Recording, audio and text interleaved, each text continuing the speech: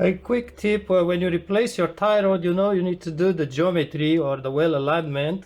But I give you a tip that may just help you get the geometry almost right so you can drive to the garage, especially if you have a faraway garage. So what we need to do, we need to release the knot here and also release the adjusting knot here on the side. So basically try first to release this knot so it's loosened, but after you release it, just tighten it by hand until it stops. And that's your tightening position, that's your geometry. And then you go release this thing here, you just undo the knot and simply just unscrew the thing without touching the knot. So basically when you are going to put the new one back in place, it's going to stop exactly where the knot is. So you only have to tighten the knot. You don't need to force too much on this, just tighten it normally, but it will keep the position, the geometry that was before. It's not going to be 100% accurate, but it's going to be really close. You can do the same thing on the other side. And check the steering wheel when you finish both sides or one side. Check the steering wheel. It has to be, when you go straight on the road, especially on a highway, it has to be perfectly horizontal, staying the steering wheel. If it stays a little bit to one side or to the other side, you have to do the geometry to the garage. Now see, I did screw, this is the new tie rod, I did screw it in all the way up to the knot, so it did stop at the knot, and it stops at this position. So it's not vertical, I cannot insert it.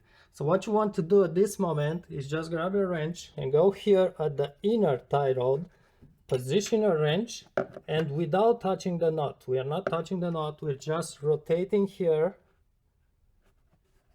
so as to get the end ball joint, the small stud here, to get it vertical, to be properly inserted. Make sure it's vertical as much as you can. And this way you preserve at most the geometry. And speaking about the geometry, what the garages do actually is they loosen up this knot. They just unscrew it a few times and they adjust the same way. However, they would adjust the rotation between the inner tie rod and the outer tie rod.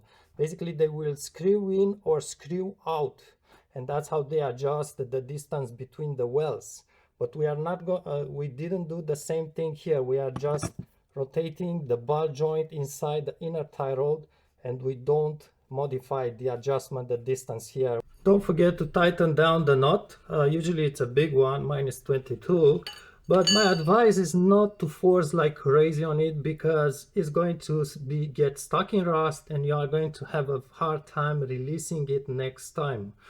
My little tip is to use, I have this bicycle chain dry lubricant, and I just try to let drop 1-2 droplets here in between the knot and the tie rod, and it feels like it's releasing much easier the next time. Be careful not to put grease, because grease may release by itself. Also, I'm not jacking the car only on hydraulic jack. I do have a jack stand. This is just as a spare if you want, just in case. Never work on a car on these hydraulic jacks.